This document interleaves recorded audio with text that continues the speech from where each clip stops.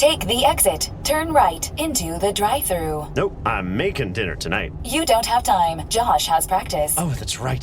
I'll just get a salad. And fries? No, just the salad. But salad cancels fries. Salad only. Fries. Salad. Fries. Food noise isn't fair, but Mochi Health is. The affordable GLP-1 source that puts you on the road to successful weight loss. Hey, can I get the... Fries. Salad. Sorry. Learn more at joinmochi.com. Mochi members have access to licensed physicians and nutritionists. Results may vary. If the news has felt like too much lately, too long, too loud, too overwhelming, this is your sign to do it differently this new year. I'm Erica Mandy, host of The Newsworthy podcast. Each weekday, I break down the day's top stories in less than 15 minutes, giving you the facts, multiple perspectives, and even some lighter conversation starters, so you're not bogged down by arguing pundits or alarmist clickbait. It's a simple, efficient way to stay informed, feel confident, and move on with your day. Search The Newsworthy wherever you're listening to this podcast and follow or subscribe to The Newsworthy today.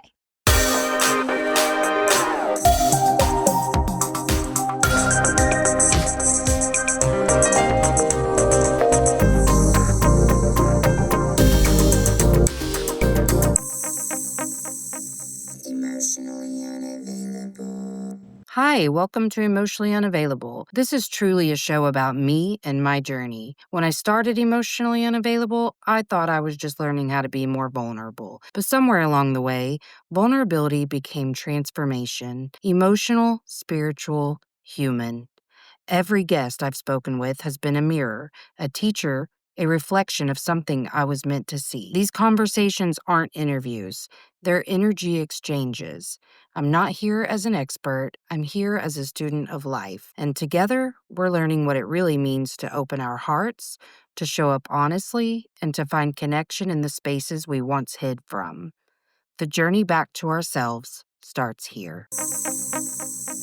Emotionally unavailable. Hi, guys. I don't really even know where to start. As the week went on, I kind of had all these things to say, but I've been in a real shit mood today. So it's because I've always done this to myself, but it's been worse lately. But I go, okay, I'm going to start my day like this. And then I wait for that thing to happen. And then if it doesn't, nothing else happens. So then when I realized that thing wasn't going to happen, I went and cleaned a little, if you can even call it that. My house is still a disaster and it's really not good and it's impacting me. But whatever, we did our best today. Took the Christmas tree down. So, that was good. I just took a shower and shaved my legs for the first time since Jake died. And it was not as hard as I thought it was going to be, nor do I feel as exhausted as I had told myself I would. So yeah, I was glad to do that. I feel really physically better than I did earlier.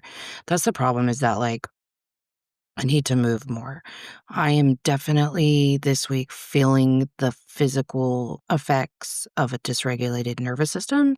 I think it's doing as well as it could be right now, but I'm having real stomach issues and it's a low energy in a way that was different whenever. At first, I think I told you guys we only slept an hour and a half the first 48 hours. And then, just not a lot of sleep that first week for obvious reasons. But it, that low energy made sense to me. But we went to a birthday party yesterday, and afterwards it was how when you've had the flu or just a really bad illness, and then you think you're feeling better and you start to pick up the house because nobody cleans when they're sick, but then you feel like you worked 3 days and you have to sleep and you just don't feel good. That's how I felt yesterday. Granted, there was a lot of people there and it was a little much, but I actually had a lot of fun, so I'm gonna talk more about that in a little bit. So yeah, feeling the physical ramifications, keeping up with the vitamins, which I think helps. But I need to move more, a lot more. This is what's funny. These are all things I was struggling with before Jake died, because I worried about Jake nonstop and financial pressure. So just constantly in this place of just trying to keep myself in the right energy and whatever. And so obviously it's worse now. Yeah, just my tummy just hurts. It's just not good. And then, like I said, like, I think we picked up for, like, an hour. Can't fucking tell. You can, but it's not the way I want my house to look afterwards. Like, the nausea's worse, everything. I wanna move more, I wanna be more intentional about sunlight, and, um, I've been doing breathing, think I'll do more. I'm gonna talk about that too, just because 'cause I've been breathing for other stuff too, but, yeah, so physically, that's where I'm at right now. Emotionally, I feel like I'm, like, where you would expect somebody to be, like, I mean, like, as good as I can be. Um, I think I just have, like, certain belief systems and, like, I was already so careful about the media I consumed, like, I don't listen to the music I used to listen to, I don't watch true crime, though several things have come up lately that I've wanted to watch because 'cause I'm bored, but I don't. But yeah, I think, like, I have been so intentional for so long about shifting my energy when I'm in a weird place, so I think I just have continued that practice. Um, Again, just kinda utilizing the tools that I've been using. So, I would say my conscious about 60% of the day is doing well. I feel the subconscious stuff, though, so and I think that that's part of my nervous system stuff, and I'm gonna talk to my friend V soon about just, like, other emotional expressions other than just crying, which I think crying's fine, and it helps a lot, but, and I think maybe why I have felt worse the last couple of days is I've cried less. Um, you just kinda have to have a lot of space to cry, I think. I don't know, that's hard to explain. So, physically, that's where I'm at. Um, okay. I made a list of things I wanted to talk about, so okay, so I saw this, clip on TikTok. It was, I guess Mel Robbins has a podcast, and this was a guest on her show. Can't can't credit them appropriately because I don't remember who it was, but he was saying what's really important for somebody who's grieving, um, is for their grief and their loss to be witnessed, that it be safe for us to talk about our losses. And, enduring connection is so important for grieving. So, like, continuing, like, we are continuing to create new traditions that will allow us to bring Jake's spirit into each of the things that we will now encounter without his physical body here. I know because of stuff I've thought in the past, I know that including him will seem weird to people, and I'm gonna get into this, but, um I think the really important part that he highlighted was and this is what I've been saying, this is why I have my show, Emotionally Unavailable, is because, we are an emotionally unavailable grief-phobic society. We are so afraid of feeling, so witnessing someone else's pain is very difficult for us, me included. Not just a past version of me, there are still times when I'm uncomfortable with it, and I just have to remind myself, like, "Oh, you're just afraid, you're not enough." That not enough narrative is very sneaky. And to me, it was a liar and would sound more like, I just don't want to, or I don't have the energy for that, or whatever. And not to say that people don't have the right to create some boundaries around when they're witnessing and holding space for somebody else to feel anything. You absolutely should. If you don't have to give, don't give it. But I'm talking about just your normal, like, this is someone in your village, these are your people. Um, Oftentimes what we do is we find ways to dismiss what their experience is so that we can dismiss our own discomfort of witnessing their experience. I've done this myself 1,000 times. Even, like, I know, my episode on Unquiet Soul where I talk with Angie about this is coming out on Tuesday, but, I know there are people who, because they don't know how to sit with the pain, are just like, "Well, Melissa should have done this differently," or whatever, like, I know that because 'cause I've done that in the past. Like, I used to be obsessed with finding out the cause of a child loss so that I could make sure I never did the thing that caused that death, as if all deaths are preventable. And I mean, yes, an accidental overdose is preventable, obviously. And I've said it before, I know that I should have done things differently. But ultimately, it is what it is. So I don't waste my time sitting around going, what should I have done differently? What could I have done differently? I just know that that's my brain really fighting for control. So anyway, I know that there are people who are like, well, if she had just done this, or I told her to do this, or whatever. I get that. I did the same thing. I did the same thing. That's what we all do. It's what we do when we see a national tragedy like ICE shooting a person in the face. We find reasons why that was an acceptable experience or whatever. Like we will just get real shitty in order to dismiss the pain that comes up in us, because whether you agree with a political philosophy or not, I know that people who have seen the news in the last year with the genocide and everything else, your natural human reaction to see children suffering is pain.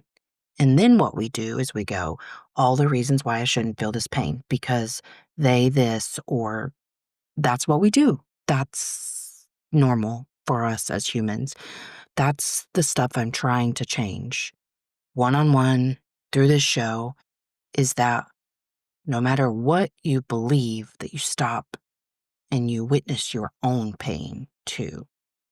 And it's not as bad as you think. Like, that's the thing, is that we are so afraid of feeling, but like, if you're not, I've said it 1,000 times, I'm gonna say it again. If you're not jumbling up all the crazy in your brain with the feeling, it passes. And then you go, oh, okay, yeah, that hurt, but it wasn't as bad as I thought. It's kind of like shaving my legs. I thought it was gonna be so bad. It wasn't bad at all. So I'm saying that because at this stage and in the future, it is important. Like, one of the reasons I've hesitated to talk about how I'm doing in a way that is positive is because I'm afraid to lose support, because I know what the natural instinct is. People give you, I said this on the episode before and I've said it here, people give you about 2 weeks. And if you lose a child, they'll give you about 2 months. And then after that, you need to move on. I'm not going to move on. I am bringing Jake's spirit into everything I do from here on out. Period. The end. I'm going to talk about Jake for the rest of my life. There are times already that I don't want to because of this grief-phobic society that we live in, but I know that that's my brain lying to me and telling me that I can't. The people who are meant to stay in my life are going to stay, and the people who are not will not. And that is just something I'm going to have to accept, because I'm going to talk about my child. So, just practice. Practice when you see something that hurts you, not dismissing it so quickly so that you can dismiss that. Feel that thing that comes up in your chest or your tummy. Feel it for just a minute, 30 seconds. Just practice. I'm not asking you, everyone on this earth, to be there for me specifically or to jump right into, helping other people grieve, but I am asking you to practice, to sit with the things that come up when you witness someone else's pain. So, yeah. Okay, so speaking of that, I had an incident this weekend. Um, I want to say like I made a mistake, but I don't even know if that's the way I would classify it, honestly. But so we went to my friend's granddaughter's birthday party. I mean, I'm friends with her daughter too, but that's how I know them.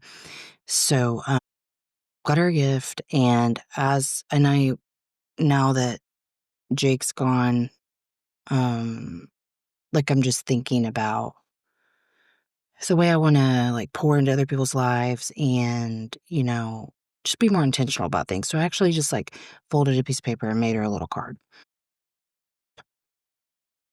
So I wrote all this stuff, and then at the end I was like, "We love you so much. And I went to write our names and I felt a little panicky and I was like, "Ooh, I can't not write Jake's name." So I wrote in parentheses, "and Jake loved you too." Granted, this baby is 6. In my mind in that moment, I did not think it would be upsetting to her. I did not think that. Should have. Anyway, I saw her face whenever her mom read her the card. And she was a little, it made her sad. Which I just like stuffed how I was feeling about until later and, had a good time at the party. But it was like sticking with me. Every time I thought about it, it was just like, oh. Well, and truthfully, I wanted to be mad because that's what my brain really likes to do. I wanted to be mad.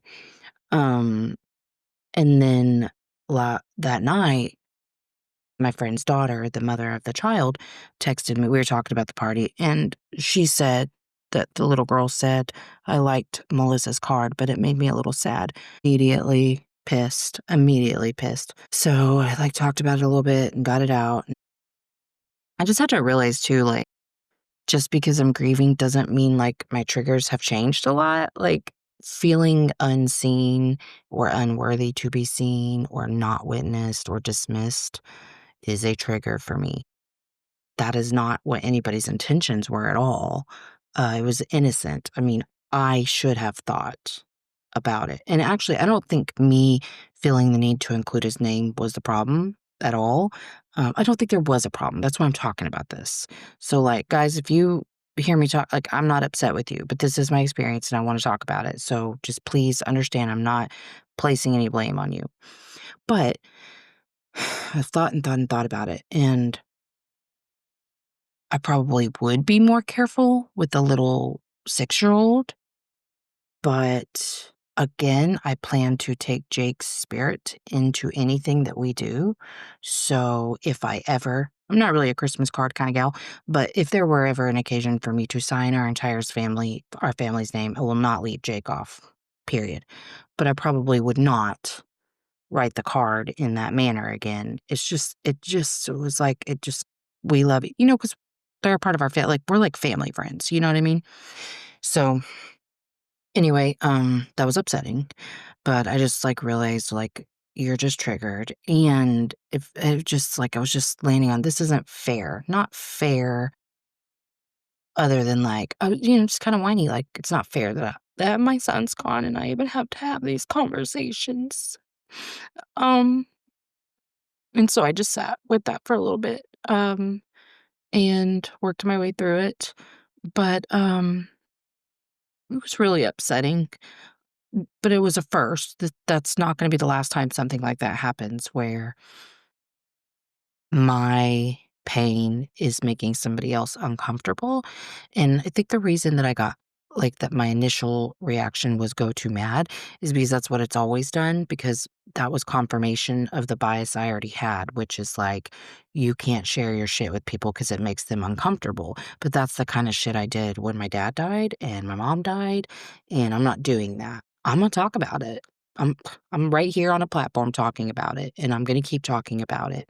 And I'm gonna ask you to witness it. I'm gonna ask my audience to hold this, and people who aren't like my old audience to come, please, because it does help. It helps to talk about it. It helps for someone else to see it and hold it with me. It does help. So, anyway, I felt bad. So I probably wouldn't do that again for a 6-year-old, but I will, however, continue to include Jake. I'm considering like a flat Stanley or something that I can take him to things, or we have this little sloth Corey. Um, Maybe something like that. I don't know, but I want him to be with us. So, um, yeah. I mean, if you think that's weird, you haven't lost a child. That's all I know. Um, but to be clear, if you wanted to do that with any loss, I think it's perfectly appropriate. Oh, something else I was really struggling with there for a minute. Um, Kept seeing this thing like you manifest what you're afraid of, and I just kept feeling so afraid that it's my fault, that Jake died because I was so afraid of it his entire life. I don't know if I've ever told this story on here, but I had Jake when I was in my last semester of grad school. And the guest speaker that was there the week I came back from having him, because I just took 2 weeks off of class, because at that stage, it was in social work, so if you know how the advanced standing program works. That last semester, I wasn't in very many classes, and it was a night class, so I took 2 weeks off and then went back, and I really enjoyed the class, and it was, a substance abuse and dependency class, and, the guest speaker that week was a man who I think used methadone. Yeah, methadone, and, my dad had a history of methadone, and, he talked about the first time he tried heroin, he felt home, like, he had felt normal for the first time in his life, and, I cannot explain this to you, but it was the most jarring feeling and felt like an omen of some sort. I don't know why, and I've thought about that man thousands of times since I had Jake. The whole conversation was around whether or not you view somebody who uses, methadone as sober, and, anyway, so as Jake was, like, becoming a toddler, and preschooler, he reminded me so much of my older brother who just struggled so much, um, with ADHD and just so much trauma and whatever, and I was so afraid that Jake would turn out like him. Um, that because, my brother's schizophrenic, that's the one I'm talking about. Um, I don't know, it was just a fear, and I always thought about that guy, because I knew when Jake tried opiates, he would love them, and he did. Which I don't know if he had tried them before he had that shoulder surgery, but I knew he liked them. I mean, I doled them out, and I like, made sure so he didn't abuse the medicine from surgery, but he did like all of those drugs that he got from surgery. Anyway, I've been afraid of this his whole life. So I saw that thing the other day about manifesting what you're afraid of, and I just was so scared that it was my fault. And I can't, like, necessarily help but worry sometimes about Bryson and Charlie. So I started to spiral, and, I just said, "Okay, what do you know about these types of thoughts?" You feel unsafe in your own body if you are determined that you having normal fucking anxiety and normal griefy thoughts, if you're gonna just kill your whole family from your thoughts, like, you are not safe in your body. We know I have a dysregulated nervous system right now because I've just experienced the worst thing a human can experience on this earth. He didn't just die, he died tragically, and we found him. So, yeah, it was all a bit of a shock. So, I just soothed myself, and I was like, "Honey," I just talked to that scared mommy and human, and I just gave her the comfort as if somebody else was giving it to me, and I cried so much and just released that fear, and it felt so good, but I really I just knew, okay, anytime we're having, like, OCD type thoughts, we're not safe in our body. And I probably hadn't spent as much time in those couple of days really connecting with my body, so I did that too. You know, I'll repeat what I keep saying every time I do this, but I put my hands on my stomach so that I can feel the rise and fall of my belly when I'm doing really deep breathing, and then it just send a lot of love and peace to all the parts of my body so that I feel any sort of sensation in. And so I did that, and I just comforted her and just said, like, hey, we're safe. We're safe. And the money worries, like, you're fine right now. Like, you're fine right now, and your babies are safe right now, and you're safe right now, and your husband's safe. No catastrophe has happened. We're good. And when I did that, I was able to just like get into a much better energy. And even just repeating it to you guys right now, it feels good. So anyway, if you find yourself struggling with things like that, just know that when we start to catastrophize like that, that's just your nervous system, your brain trying to keep you alive. It's responding to every little subconscious cue that it's, seeing, feeling, tasting, whatever. And it's feeding you catastrophe because that's the only way it needs to, like, knows to keep you alive. And again, sure, I probably subconsciously blame myself. I'm his mother. But I will not waste time in the conscious sitting around thinking it's my fault. Like, literally nothing I do is going to bring this baby back. So, I just wanna stay in the here, in the now. I did have my first, like, 3 minutes where I kind of, like, didn't think about him. This was, like, yesterday, and I was like, "Whoa, I got 3 minutes of reprieve." That was nice. Anyway, let me make sure I didn't forget anything, and I think this is a good place to end. My friend who lost a child in '96, 1 month and 1 or 2 days after I lost my dad, who helped me through the grief process with my dad, is now helping me with this too. And she said, and I thought this was perfect. She said, I'm not gonna lie to you, it doesn't feel better. Like, you still can cry at the drop of a hat 20 something years later. Is it almost 30 years now? Shit. I can't do math.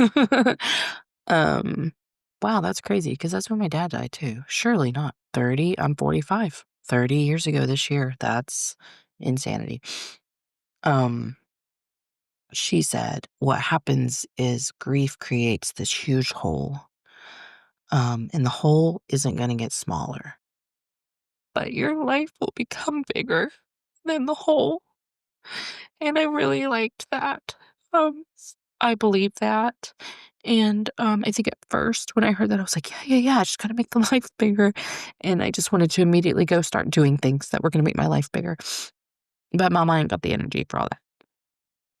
But slowly I know that I'm putting pieces in place that will, I'm becoming someone new. That old me is gone. And I like this me. I do. I love me a lot still.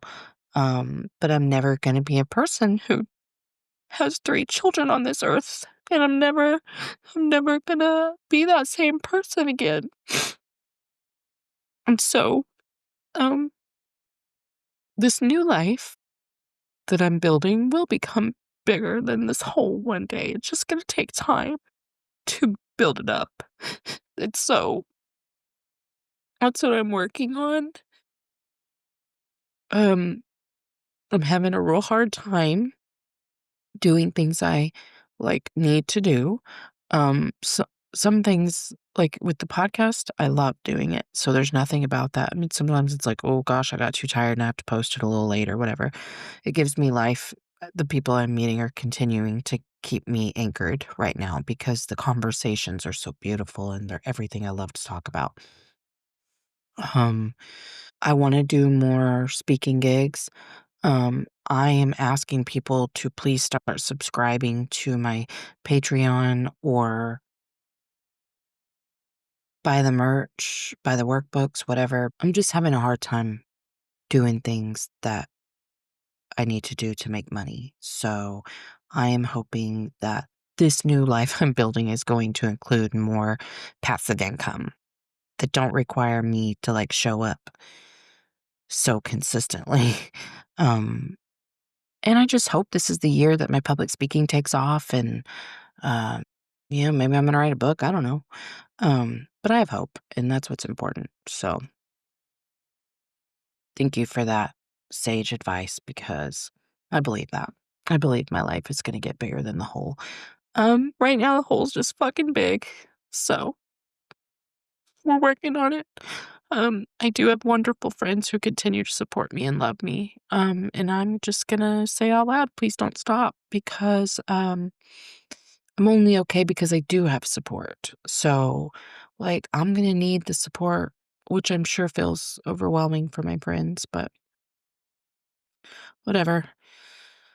Okay, well, the Oklahoma City Thunder are gonna play soon, and I think I've said everything I want to say. I love you. I appreciate you all for being a witness to this grief. And yeah, I think overall I'm doing pretty well. I mean, maybe not, maybe, maybe being tired and my tummy hurting and stuff is a sign that I'm not doing as well as I think. I don't know, but I think emotionally, I'm as good as you could ask somebody to be right now. I really do. So this is what it looks like for me. I have received some beautiful messages after my last episode about, it helping them to learn that they can talk about it. You should talk about it. And don't let your brain lie to you and say you can't because it makes people uncomfortable or get mad because somebody showed up imperfectly or whatever, like my brain used to. And I mean, it still tries, but I know it's a lie. And I know it's fear. Uh, Fear of being vulnerable, fear of feeling, because even like, I'll find myself being like, oh, I don't want to do that because people are going to ask me how I'm doing. As if I don't want people to ask me how I'm doing, but it's like fear, fear, fear, fear, fear, fear. And I just keep shoving fear out of the way and doing the shit I gotta do. So, just keep taking that next step. That's all anyone can ask you to do. Keep taking the next step. And, yeah, we're in this together. Okay. I love you guys. Thank you for being here. Hey, make sure you've given the show a 5-star rating on whatever platform you're listening to if you haven't already. And check out my website, empoweredwithmelisahepner.org, or my link tree on Instagram at melissa.hepner to check out my latest offers or workshops. All right, that's it from me. So make sure that you check out the show notes for links. And until next time, let's all just keep swimming. INDEPE and cut.